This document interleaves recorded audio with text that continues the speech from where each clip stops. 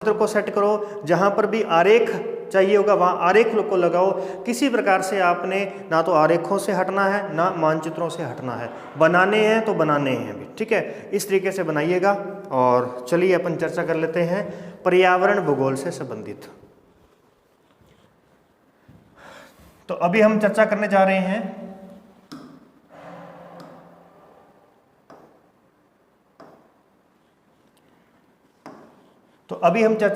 रहे हैं पर्यावरण भूगोल, जो कि अब हमारा द्वितीय प्रश्न पत्र है, पर्यावरण भूगोल, ठीक है। इसके हम मॉडल पेपर को समझेंगे और यहां पर मैंने इसके अंदर सारे के सारे मॉडल पेपर रखे हुए हैं, ठीक है।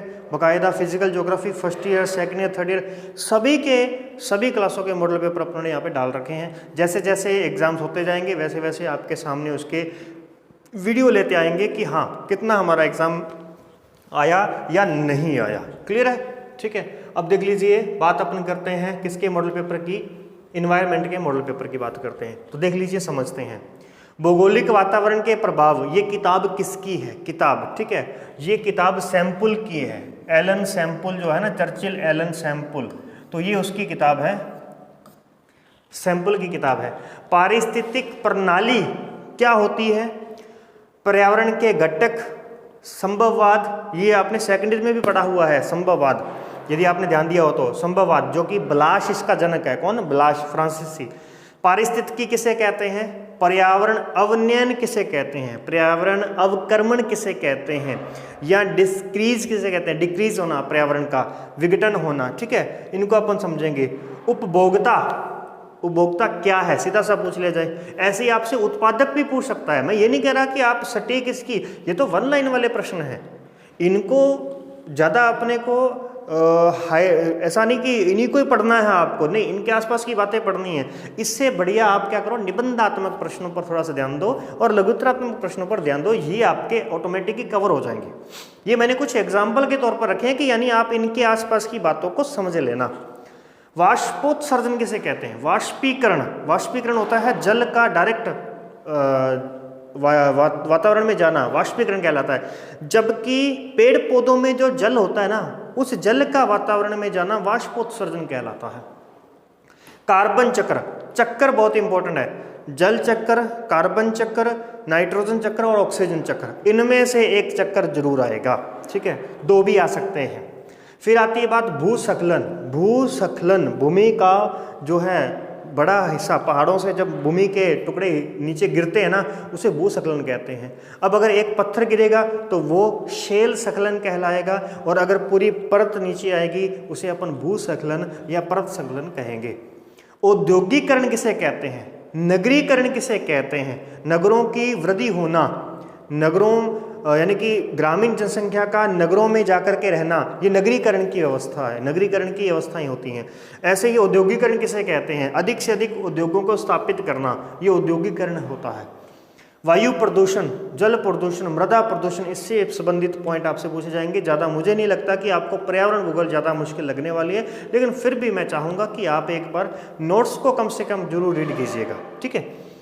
अवनालिका अपर्दन, अपर्दन के होते हैं प्रकार, ठीक है। अवनालिका अपर्दन होता है, परत अपर्दन होता है, इसी तरीके से एक अपन कहते हैं गिली अपर्दन कहते हैं, गिली अपर्दन कहते हैं, वो भी नालिका अपर्दन होता है, उसके भी अपन देखेंगे आगे। स्वास्थ्य आपदाएं, रेंगती हुई मृत्यु, ये मृदा अपर्दन है। रेंगती हुई मृत्यु कौन है? मृदा अपर्दन है।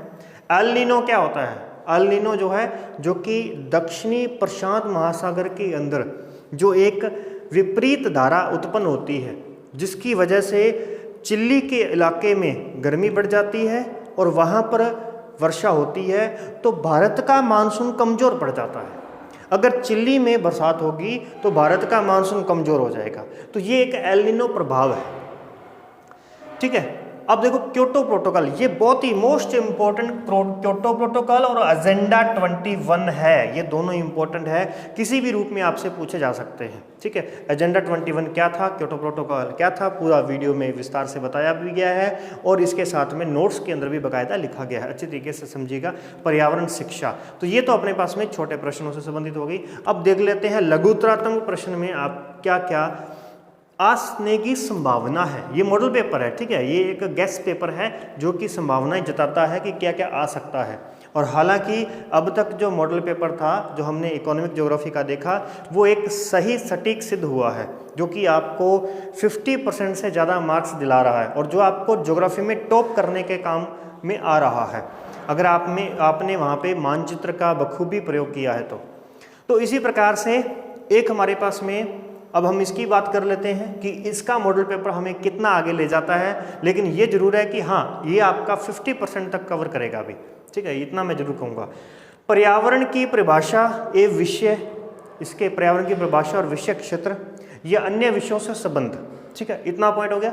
पर्यावरण अवबोध क्या है पूरा, उसके बाद में पारिस्थितिकी तंत्र का अर्थ और प्रकार, यहाँ पे बात आती है पारिस्थितिकी तंत्र का अर्थ और प्रकार, एक ये, और जलीय चक्कर, ये चक्कर से संबंधित मैंने आपको बोला था कि चक्कर से संबंधित प्रश्न अपना जरूर बनेगा। ये दोनों, ये फर्स्ट यूनिट का है, ये सेकंड यूनिट में से है, और इस प्रकार से पर्यावरणीय समस्याएं और पर्यावरण प्रदूषण ये थर्ड यूनिट में से है। तो इन दोनों में से आप या तो पर्यावरण प्रदूषण को अच्छी तरीके से पढ़ लीजिए, आपसे कोई ना कोई प्रदूषण जरूर पूछा जाएगा, या पर्यावरणीय समस्याएं पढ़ लीजिए। समस्याएं क्या हैं, प्रदूषण क्या है, आगे चलते हैं एक बार। फिर आता है अभी ग्लोबल वार्मिंग। अब आपदाएं, कुछ आपदाएं हैं पर्यावरणीय आपदाएं, तो ये है, ध्यान रखिएगा, फोर्थ यूनिट से संबंधित। ग्लोबल वार्मिंग पूछ सकता है, अम्लीय वर्षा पूछ सकता है, और ध्यान रखिए अम्लीय वर्षा छोटे प्रश्नों में भी आ सकती है कि निम्न में से कौन सी गैसें अम्लीय वर्षा में उत्तरदायी है, तो वो सब उसमें भी आ सकती हैं। उसकी मैंने पर्यावरण अध्ययन के अंदर प्रश्न करवाया हुआ है, ध्यान रखिएगा। पर्यावरण अध्ययन और पर्यावरण भूगोल आपके लिए दोनों सेम है, तो इसलिए आप दोनों की क्लास देख लीजिएगा। ऐसा नहीं कि आप पर्यावरण भूगोल की क्लास ही देखेंगे, नहीं, आप पर्यावरण अध्ययन की क्लास भी देखिए, वो भी आपके लिए इम्पोर्टेंट है। पर्यावरण प्रबंधन और खनिज संसाधन, ये हो गया अपना 5वीं यूनिट में से, ठीक है, ये बात होगी। ये तो हो गया अपने लघुतरात्मक प्रश्न, कन्फर्म है प्रश्न आने का चांस, ठीक है। थोड़ा प्रश्न बन अलग तरीके से जा सकता है, उसका लैंग्वेज अलग हो सकती है, ध्यान दीजिएगा। अपन जो पढ़ते हैं अपने पढ़ने की लैंग्वेज अलग होती है। पहले भी मैंने एक स्पेशल वीडियो बनाई थी, उसमें बताया था मैंने कि 1 वीक सीरीज की लैंग्वेज अलग होती है, किताब की लैंग्वेज अलग होती है, हमारे पढ़ाने का लैंग्वेज अलग है, हमारे पढ़ाने का तरीका अलग है, और आपका पढ़ने का तरीका अलग है। 4 लैंग्वेज आपके सामने है और एग्जामिनर की लैंग्वेज अलग है। तो जब वो प्रश्न डालेगा ना, वो इन 4 में से किसी लैंग्वेज से मैच नहीं खाएगी, तो फिर आप उसको कैसे हल करोगे कि ये प्रश्न आया तो आया कहाँ से, तो हल कर सकते हो कैसे, आप एक पॉइंट समझ करके। मैंने यहाँ पे लिखा पारिस्थितिकी तंत्र, अब आगे लिख दिया क्रियाशीलता एवं उत्पादकता को वर्णित कीजिए। अब आपको लगेगा कि सर ये थोड़ा सा हमें क्रियाशीलता और उत्पादकता का क्या मतलब है, तो आप क्या करो, इस प्रश्न को अपने हिसाब से डालो कि आपने पारिस्थितिकी तंत्र के बारे में क्या क्या पढ़ रखा है, वो सब इसके अंदर इंस्टॉल कर दो, ध्यान रखिए, ठीक है। इस प्रकार से आप इसको कर सकते हैं, अन्यथा नहीं कर पाएंगे, ठीक है। अब देखिए, पर्यावरण के तत्वों को समझाते हुए मानव पर्यावरण संबंधों को स्पष्ट कीजिए। मानव पर्यावरण संबंध इंपॉर्टेंट है, जिसमें निश्चित निश्चयवाद, संभववाद और नव निश्चयवाद आता है, वो चीज़ आती है।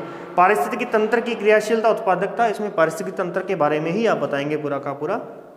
पर्यावरण के प्रदूषकों के प्रकार और एवं किसी एक का वर्णन, तो ये मैंने आपको पहले बता दिया था ऊपरी कि यहाँ से प्रश्न आ सकता है।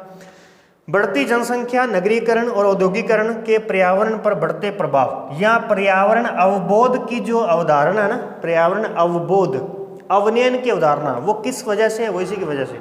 जनसंख्या बढ़ रही है, पर्यावरण में हानि हो रही है, औद्योगिकरण बढ़ रहे हैं, नगरीकरण बढ़ रहे हैं, पर्यावरण में हानि हो रही है, तो ये सब पर्यावरण अवबोध की अवधारणा है। अब आपसे पूछ लिया जाए पर्यावरण अवबोध की अवधारणाओं को समझाइए, अब आप कहोगे सर आपने तो ये प्रश्न बताया था कि बढ़ती जनसंख्या, नगरीकरण, औद्योगिकरण ये पर्यावरण के लिए कैसे हानिकारक है, हमने तो ये पढ़ा हुआ है। तो ध्यान रखिएगा, यही तो आपने लिख कर के आना है, किसमें, पर्यावरण अवबोध की अवधारणा में।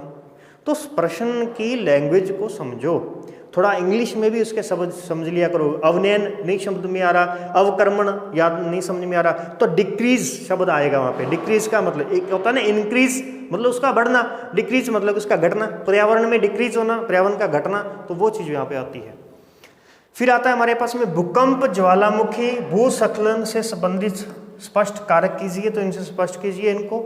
और प्रकोप अथवा आपदा में क्या अंतर है? प्रकोप किसे कहते हैं, आपदा किसे कहते हैं, चरम सीमाएं क्या होती हैं, चरम घटनाएं क्या होती हैं, वो सब हमने देखी थी। और किसी एक आपदा के बारे में बताइए। तो यहाँ जी हाँ, कोई भी एक आपदा आपसे पूछी जा सकती है। और फिर आ जाता है आपके पास में पर्यावरण प्रबंधन के आधार। इसमें आपका जो इम्पोर्टेंट रहेगा ना, प्राकृतिक संसाधनों के संरक्षण के लिए उठाए गए कदम। और इसी प्रश्न को दूसरे तरीके से बदल सकता है। कैसे? वो कह सकता है कि अंतर्राष्ट्रीय या राष्ट्रीय स्तर पर पर्यावरण जागरूकता के कार्य है। अंतर्राष्ट्रीय या राष्ट्रीय स्तर पर पर्यावरण की जागरूकता के कार्य या प्रयास। अंतर्राष्ट्रीय प्रयास क्या है? तो वो बातें यही सेम है, ये सेम बात है। ये क्या कह रहा है? पर्यावरण का प्रबंधन के आधार क्या है? प्राकृतिक संसाधनों का संरक्षण के लिए उठाए गए कदम। प्राकृतिक संसाधनों के लिए अंतर्राष्ट्रीय प्रयास। प्राकृतिक संसाधन लिखने की बजाय वो कह दे पर्यावरण। पर्यावरण के संरक्षण के लिए अंतर्राष्ट्रीय प्रयास। तो आप कहोगे सर हमने तो प्राकृतिक संसाधनों के बारे में, उनके संरक्षण के बारे में पढ़ा था, पर्यावरण के संरक्षण के बारे में तो नहीं पढ़ा।